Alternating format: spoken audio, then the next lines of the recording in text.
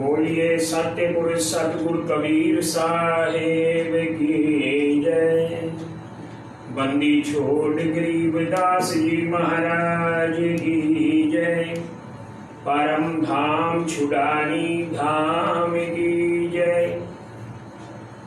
सत्य पुरुष की सत्य भक्ति की उपासना करने वाले सदगुरु के प्रेमी जनों, मैं आपको नित्य नियम का अर्थ कई दिनों से लगातार बताता आ रहा हूं। पहले मैंने आपको मंगलाचरण का अर्थ बताया, गुरुदेव के अंक का अर्थ बताया, ब्रह्म वेदी का अर्थ बताया, सूर्य गायत्री, गीता गायत्री, और फिर सातों वार की रामायणी सर्वलक्षणा ग्रंथ, अन्न देव की आरती, मूल मंत्र ग्रंथ और सदगुरु महिमा, और फिर संध्या आरती। संध्या आरती के बाद प्रार्थनाएं, विनतियां, अरदास, अष्टक सवैये और शब्द तारेंगे। तार और आया है बंजारा, धन है स्वामी रामानंद जी। बंदी छोड़ बंदी छोड़ बंदी छोड़ जी, मुक्ति बख्शो बंदी छोड़ गरीबदास जी। सदगुरुदेव भरोसा तेरा, बंदी छोड़ भरोसा तेरा, आदि आदि बहुत से अर्थ आपको क्रमवार में बता चुका हूं। अब एक विशेष पाठ जो अनुष्ठान के रूप में प्रसिद्ध है हमारे गरीबदासी पंथ में, असुर निकंदन रामायणी। पहली बात तो ये महत्वपूर्ण इसलिए है कि इसमें संसार के अंदर जितनी भी दिव्य शक्तियां हैं, आध्यात्मिक शक्तियां हैं, दैवीय शक्तियां हैं, आसुरी शक्तियां हैं, इन सब का मूल कारण, इन सब के अच्छे प्रभाव और बुरे प्रभाव, अच्छी शक्तियों का आह्वान और बुरी शक्तियों का नाश करने की इसमें चौपाइयां हैं। ये असुर निकंदन रामायणी। इसमें 125 कलियां हैं। हर रोज मैं आपको 25 कलियों का अर्थ 5 दिन में 5 एपिसोड में इसको पूर्ण करूंगा। इसमें आप ऐसे ऐसे शब्द और प्रसंग सुनेंगे जो आध्यात्मिक दृष्टि से ऐतिहासिक और महत्वपूर्ण है, और इन सब का मूल कारण एक ही है, सत्य पुरुष कबीर साहेब, अदली पुरुष, अवगत पुरुष, परम पुरुष, अनादि पुरुष। ये सब शक्तियां इसी में सिमटी हुई। कुछ लोग असुर निकंदन रामायणी के कुछ कलियों को लेकर जाप करते हैं, लेकिन वो इसके पूरे संदर्भ को, कंसेप्ट को समझ नहीं पा रहे, अधूरी बात समझ पा रहे और उसी का जाप करते हैं। इसलिए उनको मनवांछित फल प्राप्त नहीं होता है। जैसे मैं आपको एक उदाहरण बता दूं, कई लोग जाप करते हैं, गौरज और गणेश गोसाई कारज सकल सिद्ध हो जाए। एक लाइन ये बोलेंगे और एक लाइन असुर निकंदन रामायणी की एक कली बोलेंगे। अब किसने सिखाया है, क्यों सिखाया है, ये तो वही लोग जानते हैं। मैं इस पचड़े में नहीं पढ़ूंगा, लेकिन मैं एक बात कहूंगा, गौरज और गणेश ये भी सत्य पुरुष के अनुचर हैं। इनका जाप करने से आपका कार्य पूर्ण रूप से कभी भी सिद्ध नहीं हो सकता। एक हाथी की पैड़ में सब जीवों की पैड़। सार शब्द जाने बिना दुनिया घाले खैर। तो खैर मत डालो, व्यर्थ में परिश्रम मत करो, व्यर्थ में भाग दौड़ मत करो, व्यर्थ में अपने धन को, अपने श्वासों को खो मत। सत्य पुरुष की आराधना, उपासना, साधना। कोई कह देता हमारे को संतों ने बताया है।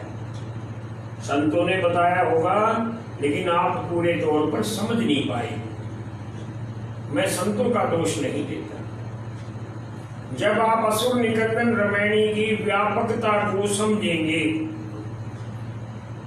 गहराई में जाएंगे, तो इन दैवीय शक्तियों की क्या मर्यादा है, ताकत है, और ये कहां तक आपका कार्य सिद्ध करते हैं। मैं मात्र इशारा कर रहा हूं कि असुर निकंदन रामायणी प्रारंभ कहां से होती है। क्या कहा है गरीबदास साहिब ने, उनकी अपनी रचना है कि सत्य पुरुष समर्थ ओंकारा, अदली पुरुष कबीर हमारा। ओंकार जो है, इसके भी व्यापक अर्थ हैं, ओम के।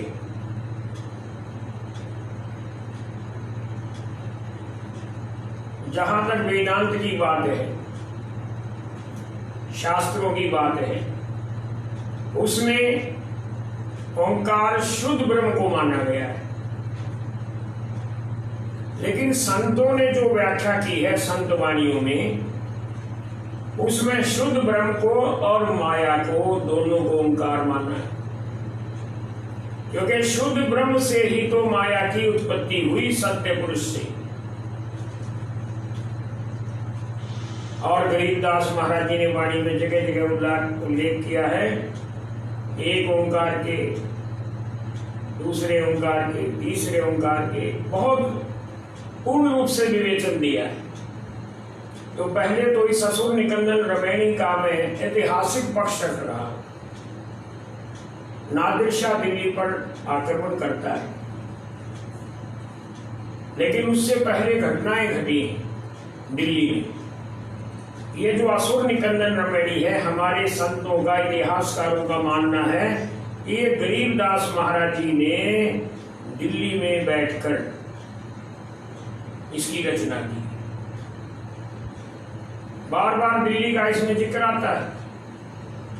दिल्ली मंडल पाप की घुमा, धरती नाल जगाऊं सुमा, हस्ती घोड़ा कटक सिंगारो, दृष्टि पड़े असुरा दरबार।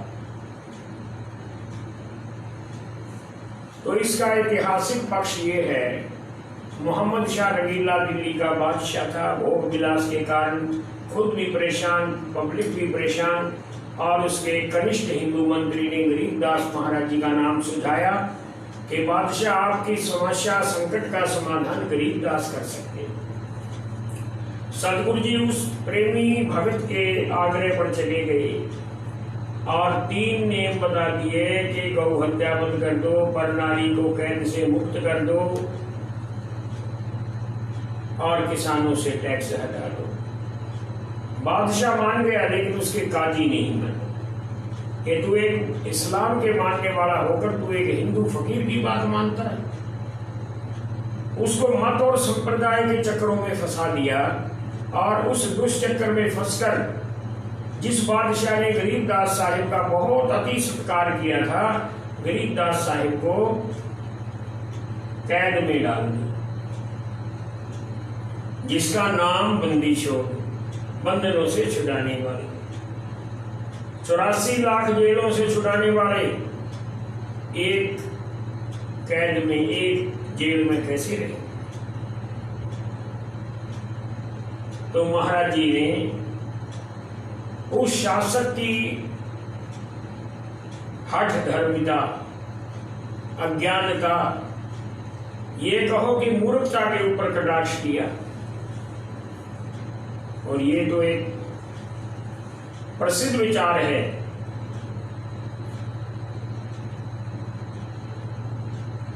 कि राजा के नीतियों का,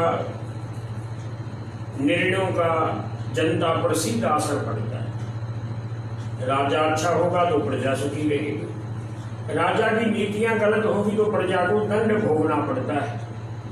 और फिर किसी संत की बात की अवज्ञा करना,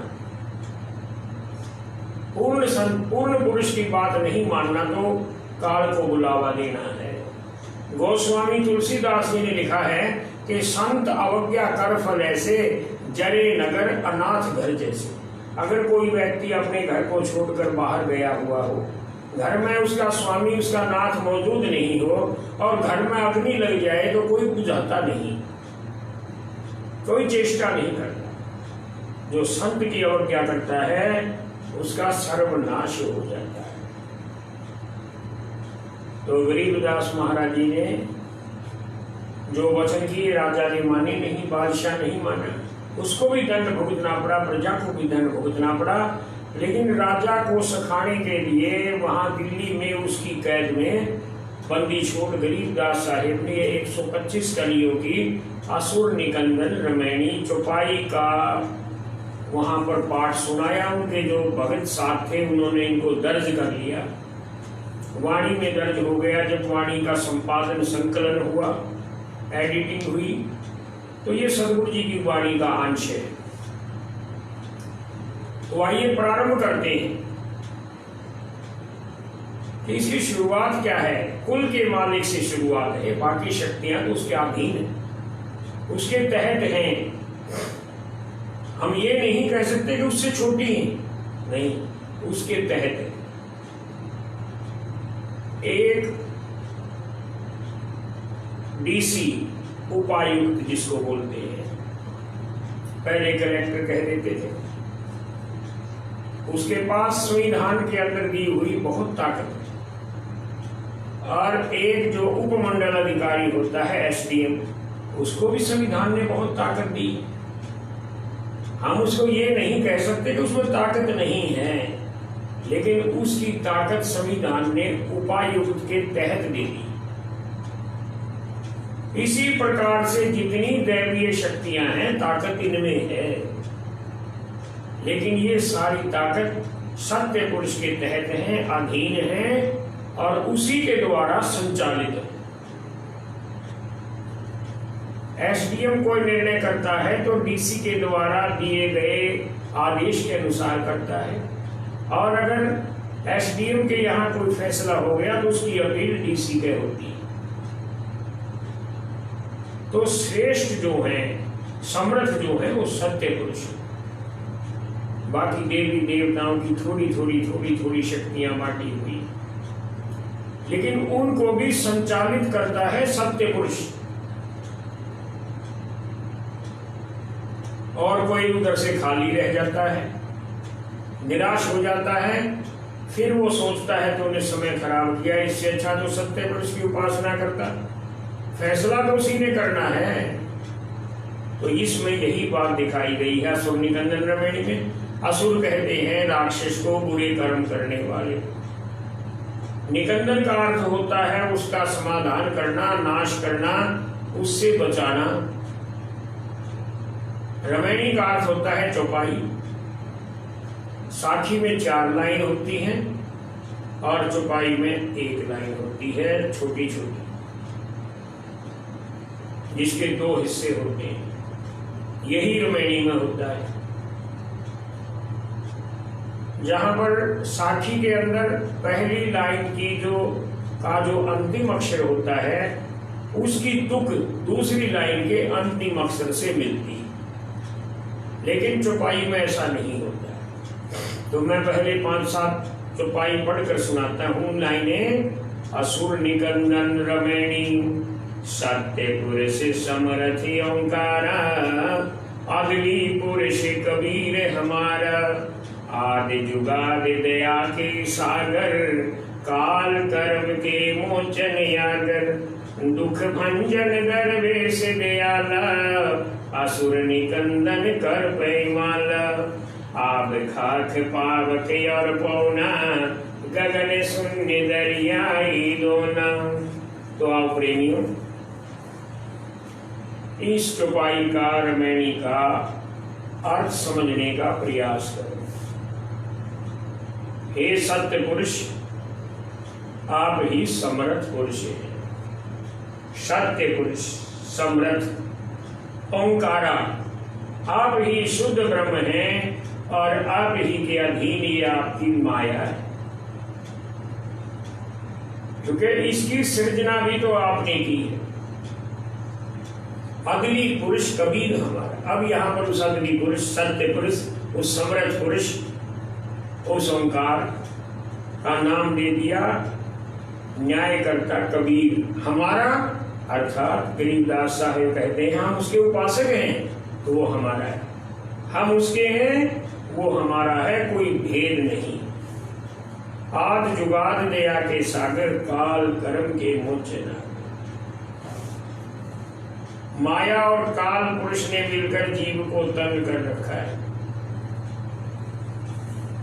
आगर का मतलब होता है खान, जहां पर कोई चीज बहुत बड़ी मात्रा में।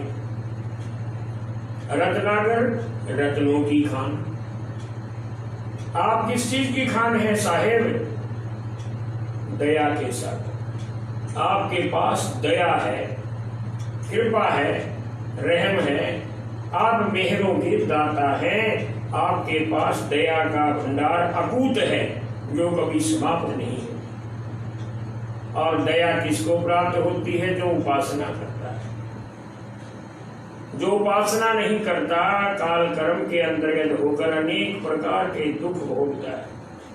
और ये दया आपके पास, दया का भंडार आज से नहीं है, आद जुगाद, आदि समय से और युगों के भी आदि से, युग युगांतरों से, कल्प कल्पांतरों से। हे साहिब आप तो दया के सागर। ओंकार नाश करने वाले भंजन कहते हैं, नाश करना, खा जाना, उनको पी जाना, उनको समाप्त कर देना, उनको निष्प्रभावी कर देना। आप दुखों का नाश करने वाले दरवेश कहते हैं फकीर को, दयालु आप हैं। आप ऐसे दयालु फकीर हैं, दरवेश हैं जिसका अपना कोई स्वार्थ नहीं। फकीर होता है परमार्थ वाला, परोपकार वाला। असुर निकंदन कर पैमाला। चारों तरफ फैले हुए हैं असुर, आसुरी शक्तियां। आप उसको समाप्त करने वाले, उनके राज को हटाकर शुभ राज करने वाले हैं, राम राज करने वाले हैं, भले का राज करने वाले। आब खाक पावक और पूना, गगन शून्य दरियाई को। आप कहते हैं पानी को, खाक कहते हैं पृथ्वी को, पवन आप समझ गए हो किसको कहते हैं। पावक कह देते हैं अग्नि को, पौना हो गई पवन और गगन हो गया आकाश।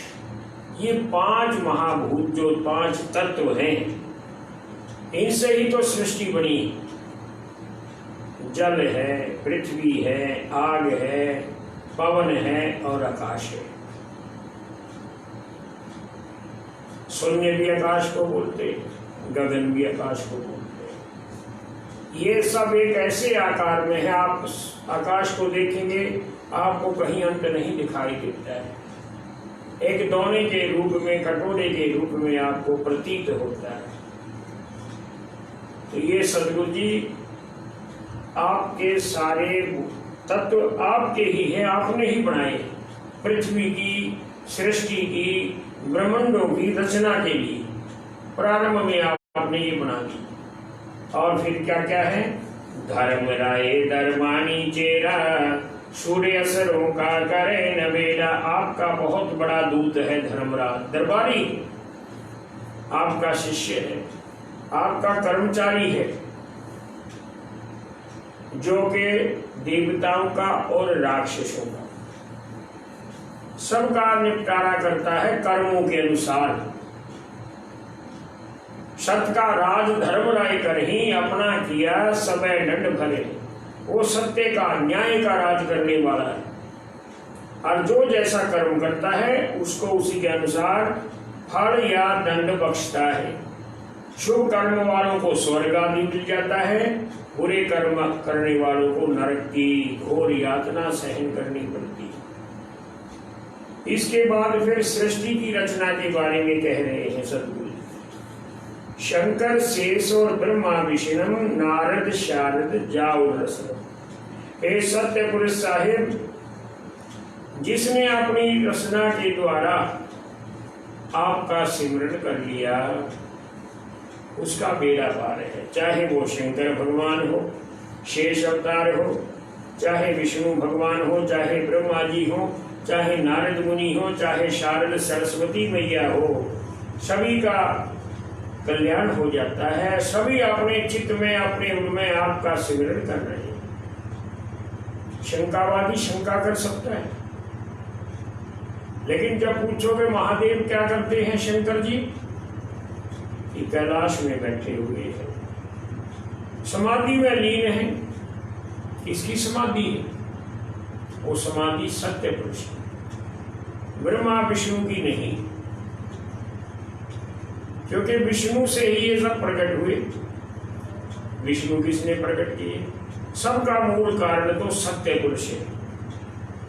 तो सदगुरु जी लिखते हैं, गौरज और गणेश गोसाई कारज सकल सिद्ध हो जाए। गिरजा गौर हिमालय की पुत्री पार्वती गिरिजा, गौरज और गणेश जी उनके सुपुत्र।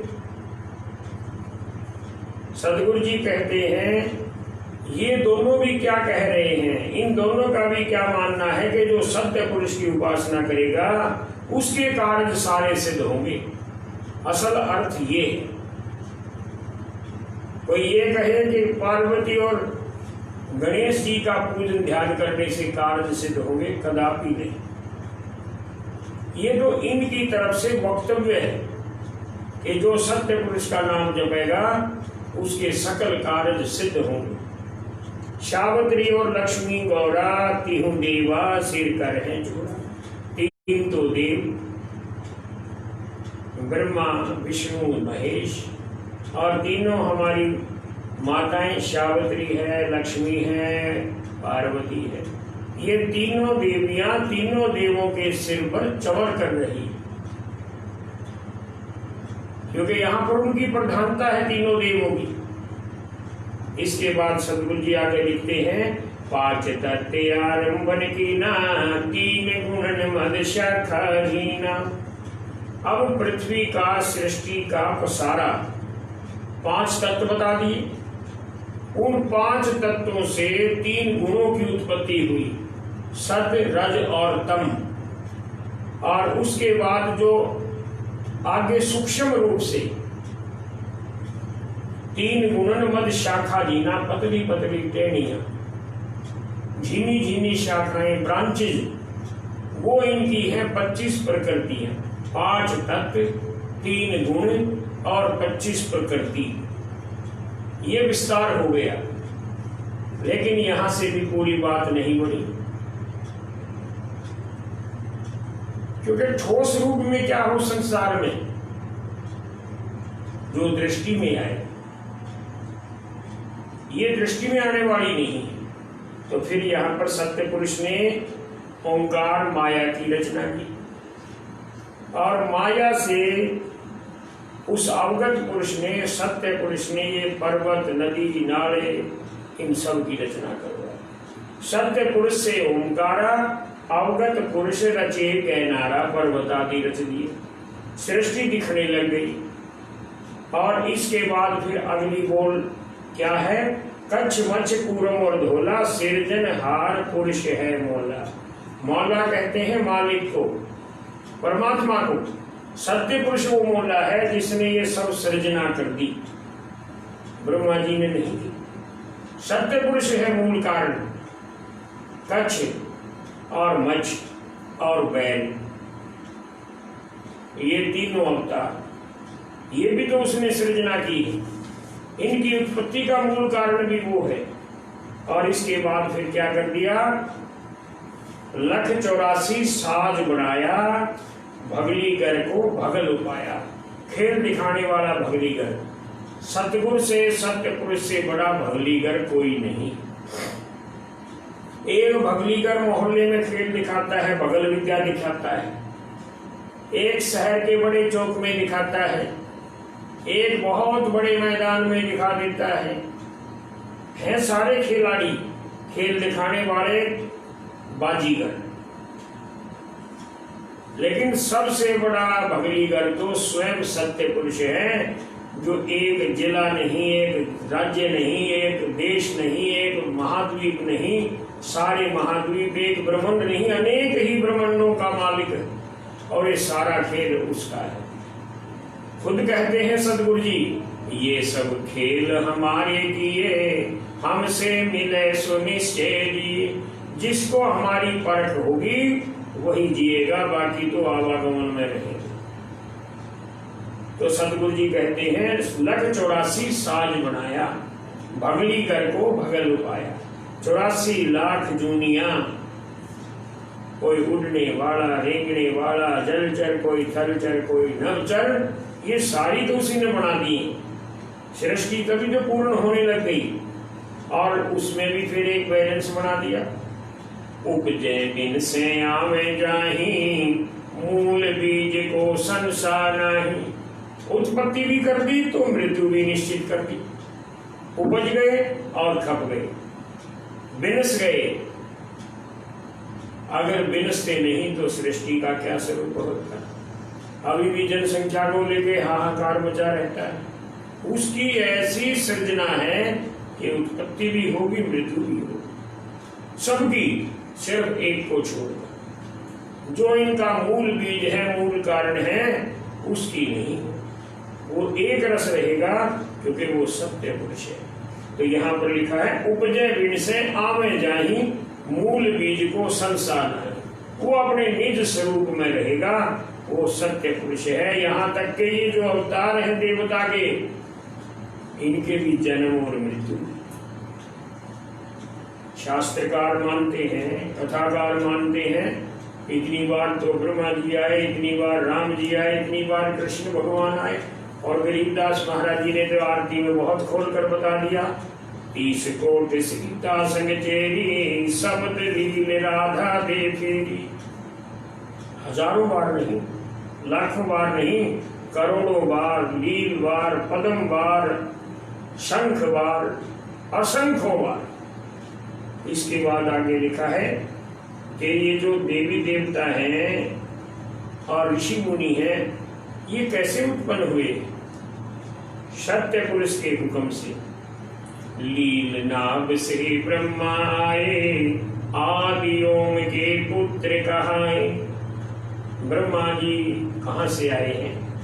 विष्णु भगवान श्याम वर्ण, उनकी नाभि से कमल, और कमल पर विष्णु भगवान ने ब्रह्मा जी को बैठा दिया।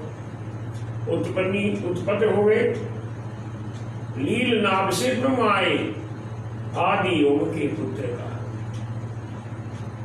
और इससे आगे क्या हुआ है? सदगुरु जी ने एक एक बात एक एक कली में खोली है। शंभु मुनि ब्रह्मा की शाखा, ऋग यजु साम अथर्वण भाग्य। कमल पर ब्रह्मा जी आ गए, और ब्रह्मा जी के शंभु मुनि नाम के पुत्र हो गए। और उस पुत्र ने चारों वेदों की, जिसमें ऋग्वेद, यजुर्वेद, सामवेद, अथर्ववेद, इनकी रचना कर। अब आगे क्या होता है? पीवर्त भया उतानम पाता, जाके ध्रुव है आत्मज्ञाता। प्रियवर्त के बाद उतान पाद के ध्रुव, एक श्रृंखला बन गई। और फिर ब्रह्मा जी के 4 मानस पुत्र और हुए। सनक सनंदन संत कुमारा, 4 पुत्र अनुरागी धारा। सनक सनंदन संत कुमार और सनातन, 4 मानस पुत्र। और इनकी सबसे बड़ी देन क्या है? इन्होंने राग से रहित होकर संतों की परंपरा चलाई कि राग में नहीं रहना, बैरागी रहना, उपराम रहना है संसार से। संतों की धारा इन्होंने चलाई। और इसके अलावा फिर धारा आ गई देवताओं की, मुनियों की और सिद्धों की। तो सदगुरु जी लिखते हैं, 33 कोट कला विस्तारी, सहस 88 मुनि जनधारी। 33 कोट देवता बना दिए, 33 मुख्य देवता, 1-1 करोड़ का उनका परिवार, और 88,000 मुनि बना दिए। अभी काम बढ़ता ही जा रहा है। इसके बाद देवताओं में कौन से देवता हैं? बहुत से देवता हैं, लेकिन एक बहुत बड़े विशेषण वाले, बहुत बड़ी ताकत वाले देवता हैं, जिनका गरीबदास महाराज जी ने एक प्रतिष्ठित देवता के रूप में खुद गायन किया है, सूर्य गायत्री के रूप में। उगमंत सूरम वर्षंत नूरम वाजंत तूरम सकल लोक भरपूरम काल कंटक दूरम। रात्रि की नीरवता, रात्रि का अंधकार, रात्रि का भय दूर करने वाले, अज्ञान को, अंधेरे को दूर करने वाले सूर्य देवता। तो असुर निकंदन रामायणी में मैंने पहले बताया कि किसी की भी उपेक्षा नहीं की, किसी को इग्नोर नहीं किया गरीबदास जी ने। सबका नाम और सबके गुण, लेकिन सबकी सीमा मर्यादा बता दी। यहाँ पर सूर्य देवता का जिक्र है। काशिप पुत्र सूरज सूर्य ज्ञानी, 3 लोक में किरण समानी। कश्यप ऋषि के पुत्र सूर्य नारायण, उनका विशेष रूप से सदगुरु जी उल्लेख करते हैं कि वो ब्रह्म ज्ञानी हुए। सदगुरु जी ने शिव स्तोत्र भी लिखा है, कृष्ण स्तोत्र भी लिखा है, लेकिन देवता के रूप में सूर्य भगवान और अन्य देव भगवान की महिमा बहुत गाई है।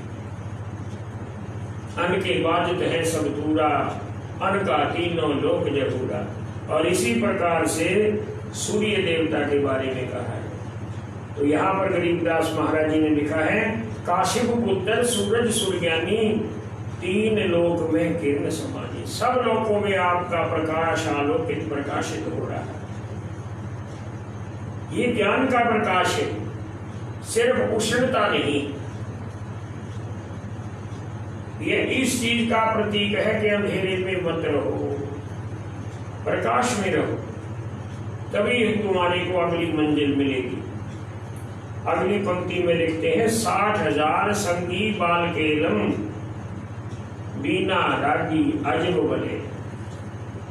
जब सूर्य देवता चलते हैं, विज्ञान ये मानता है कि सूर्य तो हमेशा ही अपने स्थान पर है, पृथ्वी चक्कर काट रही है, चंद्रमा पृथ्वी के चक्कर काट रहा है, ये वैज्ञानिक बात है। लेकिन हमारे अध्यात्म में क्या है कि सूर्य देवता है, उनके आगे आगे 60,000 की संख्या में उनके अनुचर, उनके संगी, उनके साथी अजब तरह के बढ़िया साज बजाते हुए और अच्छे गीत गाते हुए चलते हैं। क्योंकि जब कोई राजा चलता है तो उससे पहले साजबाज के साथ उनके नौकर चलते हैं, फौज चलती है। कोई संत चलता है तो आगे सेवक चलते हैं। हम पंजाब के अंदर या पूरे देश में देखते हैं, श्री गुरु ग्रंथ साहिब की जब झांकी निकलती है, श्री दरबार साहिब को किसी वाहन में सजाकर या सिर पर सजाकर सिख भाई लोग चलते हैं, ज्ञानी ग्रंथी चलते हैं, तो आगे आगे मार्ग साफ करने वाले, जल का छींटा देने वाले, साज बजाने वाले, जयकारा लगाने वाले, गुरु साहिब के उपमा में शब्द गाने वाले चलते हैं। कितना अच्छा लगता है, देखने वालों के अंदर और भाव पड़ता है कि हमारा कल्याण करने वाले सत्य पुरुष गुरु साहिब की झांकी सवारी, उनका स्वरूप शोभायमान है। तो इसी तरह से सूर्य भगवान के आगे 60,000 की संख्या में उनके संगी साथी बजाते गाते हुए चलते हैं। शिखबंदी है पूर्ण साके, अर्थात वो शक्तिशाली है, पूर्ण है। और इसके बाद और भी बोल दिया, यहाँ तक बात नहीं, 3 कोटि योद्धा संग जाके, शिखबंदी है पूर्ण साके। पूर्ण बलवान के रूप में 3 करोड़ शूरमा योद्धा उनके पीछे चले। ये तो विज्ञान भी मानता है कि सूर्य का आकार बहुत बड़ा है। अगर विद्वानों की, वैज्ञानिकों की बात को माना जाए तो भी कोई बड़ी बात नहीं। 60,000 आगे और 3 करोड़ पीछे पॉसिबल है, संभावना है, इसमें कोई झूठ नहीं। तो बहुत विराट है, खगोलीय पिंडों में सबसे बड़ा है। अब इसके बाद फिर जैसा कि महाराज जी बंदी छोड़ गरीबदास जी ने सूर्य गायत्री के अंदर एक एक बात का उल्लेख किया है कि सूर्य भगवान का स्वरूप कैसा है, क्या उसकी विशेषता है। सत सुकृत श्री सूरज वाला, जब तब संयम के रखवाला, हाथ खड़क गल पुष्पी वाला, कानो कुंडल रूप विशाला, वेद सिद्धि जो कर प्रतिपाला, मोक्ष मुक्ति के तुम ही दयाला, हम पर सूरज होए कृपाला, दास गरीब चितावन। एक सच्चाई ये भी है कि सूर्य के द्वारा फोटोसिंथेसिस क्रिया होती है, वनस्पति की उत्पत्ति और उसका फैलाव बढ़ाव होता है। वनस्पति के बिना कोई जानवर नहीं रह सकता, इंसान नहीं रह सकता। वनस्पति खाकर जानवर दूध देते हैं, दूध से और जानवरों के द्वारा फिर सारे मिल्क प्रोडक्ट बनते हैं, और तो और जानवरों का मांस जो है वो भी तो तभी है जब जानवर स्वस्थ है, और जानवर जो है वनस्पति पर आधारित है। तो वनस्पति आधार है, अन्न आधार है, पत्ते आधार हैं, फल मेवा दाल आदि खाद्यान्न तिलहन दलहन, ये आधार है सृष्टि का, भोजन है। और इस भोजन की उत्पत्ति का एक मुख्य कारण सूर्य की किरणें, रोशनी है और जल है। तो इसलिए सतगुरु जी ने इतनी महिमा गाई है। तो यहाँ असुर निकंदन रामायणी की 24वीं और 25वीं कली के अंदर गरीबदास साहिब ने लिखा है, हाथ खड़क गल पहुप की माला, काशिब सुत है रूप विशाला, कौशल मणि जड़या विमान तुम्हारा, सुर नर मुनि जन करते जोहारा। कश्यप ऋषि के पुत्र काशिब के सुत सूर्य नारायण, सूर्य भगवान, सूर्य देवता, आप शक्ति के प्रतीक है, आपके हाथ में खड़ग है, आप प्रकाशमान हैं, खड़ग भी आपकी चमक रही है। चमकने का अर्थ कि कोई आसुरी शक्ति उसके आगे टिक नहीं सकती। गले में फूलों की माला है, आप कितने ही गर्म हैं, उष्ण हैं, ज्वलनशील हैं, लेकिन ये आपका स्वरूप दुनिया को जलाने के लिए नहीं, राक्षसों का नाश करने के लिए है, और शांति के, खुशबू के, सुंदरता के स्वरूप में आपके गले में फूलों की माला है। और फिर 25वीं कली में क्या कहते हैं, कौशल मणि जड़ा विमान तुम्हारा, सुर नर मुनिजन करते जुहारा। हे सूर्यदेव, आपका जो रथ है, आपका जो वाहन है, वो अद्वितीय है। उसके अंदर एक से एक बढ़कर मणि, हीरे, जवाहर, रत्न जड़े हुए हैं, और इतना भव्य, इतना सुंदर है।